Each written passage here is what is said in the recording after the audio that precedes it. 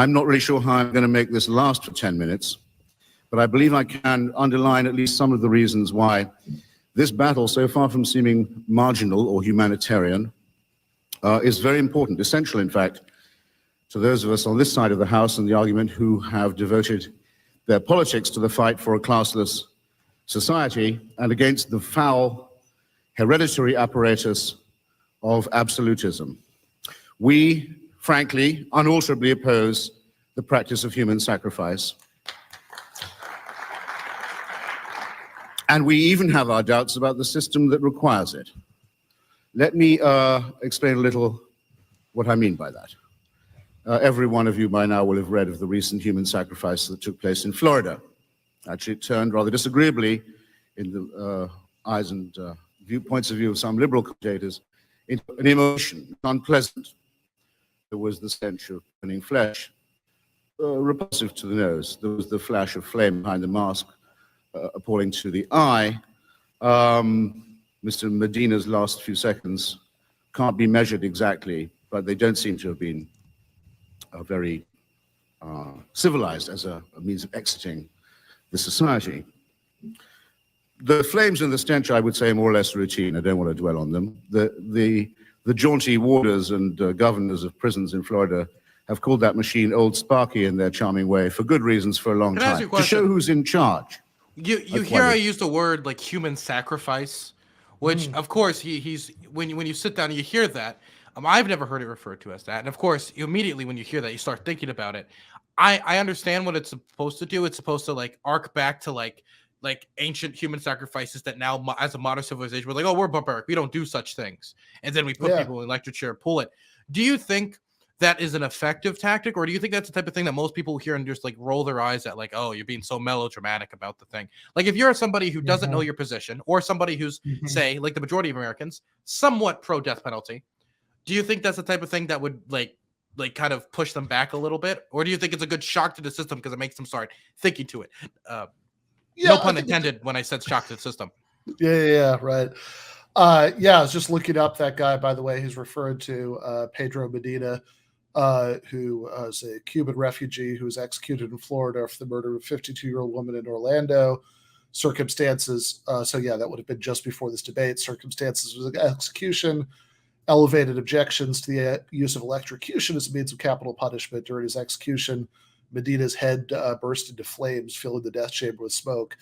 I think that if you're sort of using it in a well-timed way, and everything else is strong, then I think it maybe has that shock to the system effect. I mean, I think if you're just sort of like consistently talking that way, then there is the danger that you're just talking to people who are already in your corner, or doing the thing that I'm always frustrated that leftists do in debates, where like they seem to be saying things that are less oriented towards like making people who disagree with them think, and more towards just sort of getting like slow claps from their own audience. Exactly. Yeah. That's what I worry. That's what I worry sometimes, because I feel, for example, I have this thing, and I get heat for it all the time, but I'm fine saying it.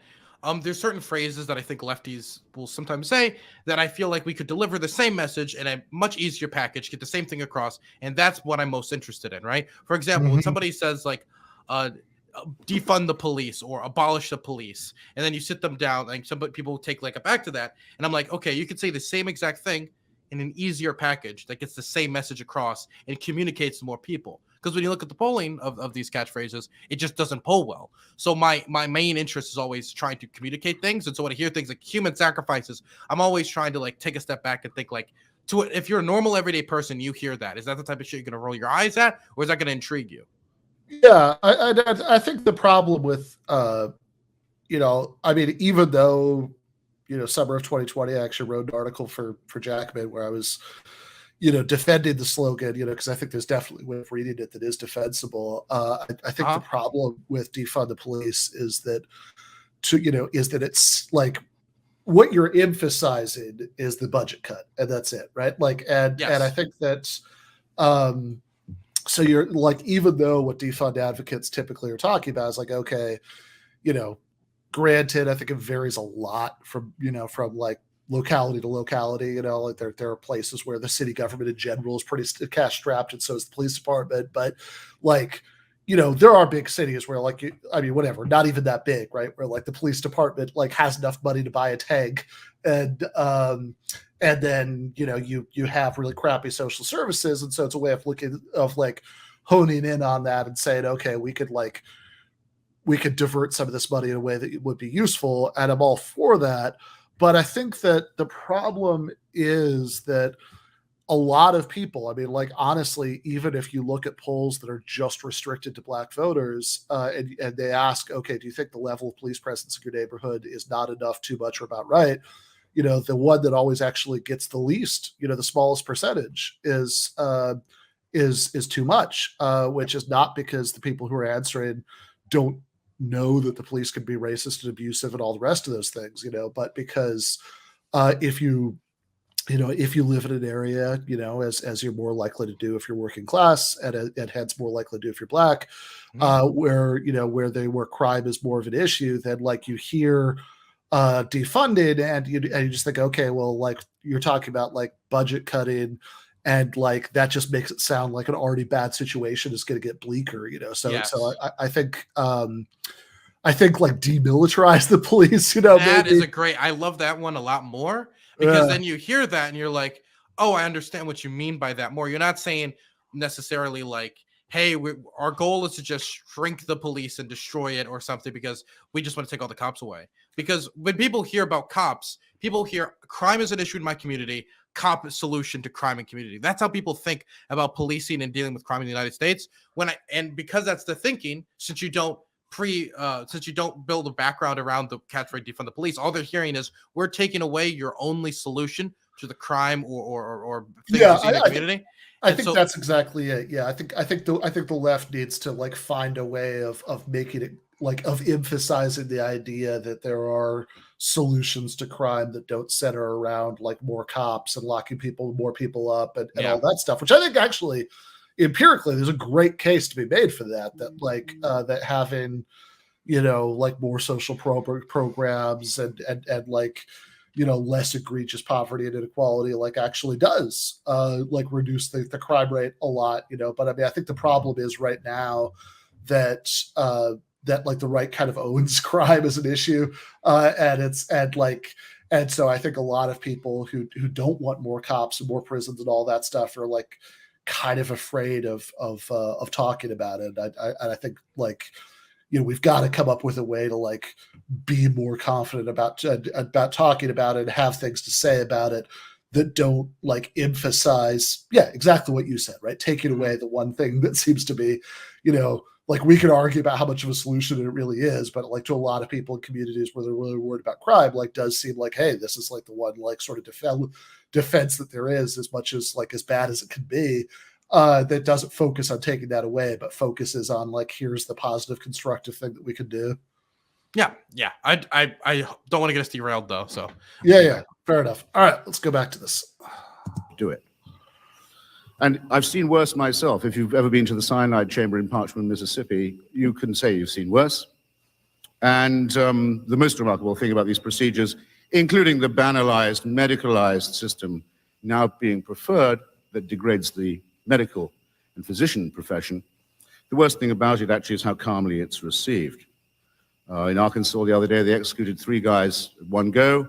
One guy had to lie on a gurney with the drip in his arm for an hour and a half while Clarence Thomas debated whether he should live or die. And the statement made by the prison governors afterwards was, well, it's cheaper to do it in batches. It saves the state some money. Also, it saves on stress among the staff. This is what it means to have a therapeutic society. This is also what it means if you give someone like Clarence Thomas the power of life and death. We, on this side of the House, do not grant him that right. And I could stop here. But I won't, okay? There were some other points of interest in Florida. The victim's family said they thought that Pedro Medina was innocent, which there's good reason to think that he was. That'll be settled another day. It's too late for him now.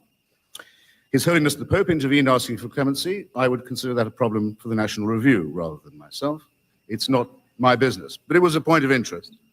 And the district attorney said in an approval rating seeking statement, Well, that'll teach anyone who wants to kill anyone in Florida not to do it here because there appears to be something wrong with our execution apparatus, he said. A considered statement by a district attorney in a State of the Union, clearly seeking popularity and possibly getting it, for all I know or care.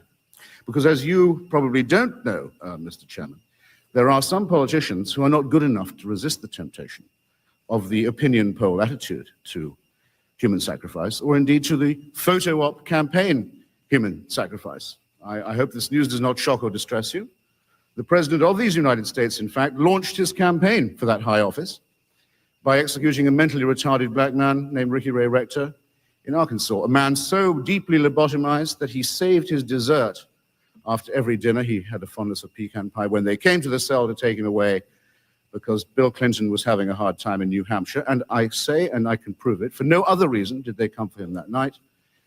Mr. Rector, as he left the cell, left his pecan pie behind, saying he'd save it for later. He didn't know why they'd come, and he helped them to find a place in his arm for the catheter because he thought they were doctors who were trying to cure his condition. A small price to pay, certainly the Clintonoids think, for a presidency of such excellence, and certainly not the least such price, and certainly in the scale of the cost of human sacrifice, probably not the foulest.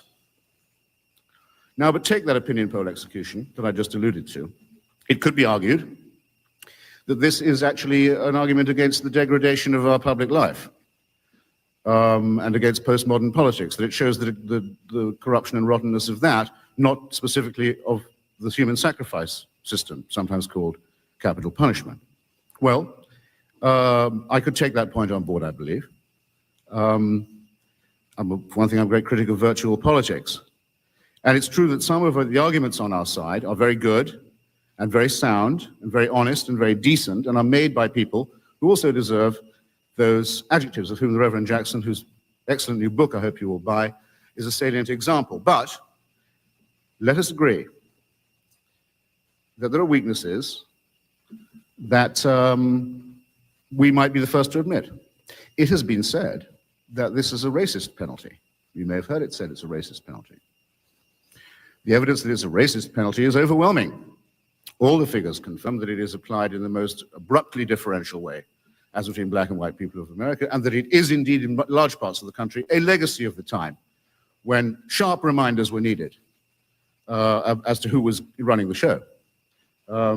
But it could equally well be argued that's an objection to racism, not to capital punishment. It could be argued what we need then, therefore, is not a punishment that is inflicted in a racist way. After all, it can even be said, this is a racist society, or a society in recovery from racism. Other penalties, too, are applied differentially. Very well, it could be argued, let's have a non-racist application of the human sacrifice principle. Let me just say that equal opportunity human sacrifice would not meet any of the objections we have to human sacrifice on this side of the house. Pause. Another argument that is very, very popular at the moment. It gets you onto the New York Times letters page infallibly. And so the thing that gets me here is I feel that it might have been better for him to just describe in detail, though, even though he's saying that equal opportunity sacrifice would not be allowed, because there's a lot of things. Like if you ask me, if you get up all the way to the final, like if you deal with most of the issues of death penalty, it would still be fundamentally wrong. But it's still going to appeal to so many people if you show in detail how the death penalty is applied in a racist manner. For example, if you kill someone who's white, that doubles the odds you're going to be going on death row than if you kill somebody who's black, where the odds of you being black on death row is much higher than the odds of you being if you're white. And this has been shown, not only has this been shown clearly by 1997, but it's even more clearly with new studies at my own college, the University of Maryland, and other universities afterwards. So even if that isn't necessarily the end all be all, because then they could say, well, then let's not make it racist. You need to, I think, building upon these things to show just in every single way how it's flawed in every single arena makes it so there was so many things you would have to resolve to the death penalty on top of the principled stance against it, that it should just be done away with. So I think that it might, you could be like, I have a problem with this, but let's move on. I think that might be taking it for granted a little bit. You know what I mean? Yeah, I do. So, I wonder if he's doing that in part because he thinks that Jackson is going to like go in more depth on Probably, the racial disparities. But Yeah, I have mixed feelings about it because, like, on the one hand, like, I do agree with his point here, and it's one that I think applies to a lot of things. That's like, um, like, okay, if you say like some groups are much more likely to live in poverty than other groups because of America's racial history, like, all right, that's certainly a symptom of a different kind of injustice. But I mean, surely the goal isn't to have like exactly the right demographically right proportions of every group living in poverty, right? To do something about poverty. And I think he's applied the same kind of point here, that like a racially unbiased death penalty would still be really bad. But that said, I think that, like the points about just how many false positives there are, I think it is actually really relevant to why we shouldn't have the death penalty, certainly at least in America in 2021 or 1997. Because it's like, okay, sure, the same way that, like, even if you generally speaking believe in the Second Amendment, and like think that people should be able to, think that people should be able to keep and bear arms, like if if your grandfather is incredibly paranoid and racist and has repeatedly shot at the mailman, like he probably shouldn't have a gun. Like the same kind of argument should apply here. That it's like, okay, if you have this criminal justice system where lots of people don't get real trials because they're stuck with overworked court-appointed attorneys, and there are these huge racial biases and all that stuff, at least should we admit, even if you don't grant the larger point of principle, which you should, you should at least grant that, like, that's a criminal justice system that shouldn't be trusted with the power over life and death. I think of it like this, right? Let's say that you, like, the people of America are like a board on like a company, and they're trying to like approve or not approve ideas, right? And you come over and you're just like, oh, I got this thing, it's organic lemonade, it's wonderful. But then someone says, well, doesn't it have a little bit of like lead in it though? And you're just like, yeah, it does, right? Well, doesn't it also have wood chips in it? Well, yeah, that's also a problem. Isn't the glass also broken and not properly contained? Yes, it does. Doesn't it also? Oh, and also it's literally made of rat feces. Right. Now, it's probably best to show how many problems it is. So even if you could like fix one or two or three, there's so many issues with it that it's better to do away with it altogether, right? Because if you just name the one issue, which is your biggest issue, then people could try to like think of some scenario that fix it. But when you show just how flawed it is on a racial element, on an economic element, on a criminal justice, like actually making sure that people are innocent element, and on a principle, when you show every single dimension of it, it just shows as an idea that needs to be put in the bucket. It just needs to be done away with. Yep. Fair enough. All right, let's go. I noticed this after Florida again, is to say, but if we kill killers, that makes the state like them. How tainting this would be. It's as if there's no moral difference between our government and a murderer. Well, excuse me, okay? This is a government and a state that has just admitted to running a training school for torturers, murderers, and death squad conveners all across Central and South America for 25 years. It's a state that runs a thermonuclear economy. It's a state that is the largest exporter of weaponry and the machinery of death globally in the history of any state in the world, and that's quite a long history of violence. My objection, therefore, is this. The state is already too much like a murderer. It's not going to get very much more so by conducting human sacrifice, but we denied the right anyway. It's been said it's capricious. That's true. And there is one, of course, absolutely morally unanswerable case to be made against it, of a pragmatic kind, which is that an innocent person executed is an unbearable thing to think about. That the irrevocability of it means that justice can never be done, whereas with all other forms of punishment, even if they've been applied by a racist system that never sentences the rich, nonetheless can be corrected. And of course, less often noticed that if you have executed the innocent, you have by definition liberated the guilty. I mean, it's a double offense, in other words, against all possible norms. Again, by definition, ex hypothesi, in the case of the murder of the innocent in a human sacrifice, the culprit has obviously gone free. So that's two. So that's bad. I don't think there'll ever be a convincing argument against that, but it's too limited. No, our argument is this. My argument is this. I should say our argument is this. And we think of it as an irrefragable argument, an irrefutable one. We deny to the state the right to assume the power of life and death over the citizen. In 1981, when Monsieur Robert Badinter was the newly appointed Minister of Justice in France and moved for the abolition of the guillotine in the French National Assembly, the only good thing the Mitterrand administration ever did, and had a long and very wonderful debate, which you can look up. He argued for it like this, with none of the arguments above. He said, we are opposed to the institution of capital punishment. He called it capital punishment, human sacrifice, because it expresses a fundamentally totalitarian relationship between the citizen and the state. The whole campaign of the Enlightenment, the entire progress and conduct of the European bourgeois revolution, if you will, and of the American Revolution in its Painite form, was exactly that, to say to the absolutists, no, the king has no divine right. The church doesn't even have a divine right. The state is a compromise between the government of men and the administration of things. It's an evil compromise. We accept it because things must be administered and, to some extent, men must be governed, but we hope to replace the government of men by the administration of things. In the meantime, the state cannot any longer assume the right of life and death, the power of the high, the middle, and the low. We repudiate it. This is a struggle in which every generation has to take its place and make up its mind. Now, the state may order you to risk your life. It may order you to fight. It may even, many states have, good, my last sentence, may even order you to kill, but it may not order you to die. And we are so fascinated by states that will order death.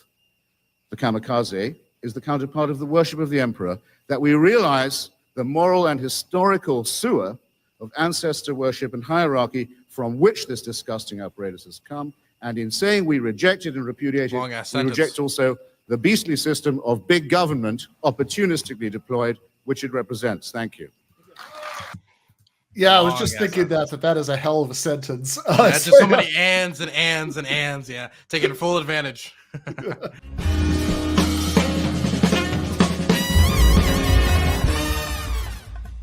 You have been watching free public content from Give Them an Argument. To access every single episode of the show, the main show on Monday nights, all of the streams, all of the debate breakdowns, all of the patron-exclusive post-games on Monday nights, all of the patron-exclusive bonus episodes every week, and much, much more, go to patreon.com/Ben Burgis. I cannot resist ending this with, don't be foolish.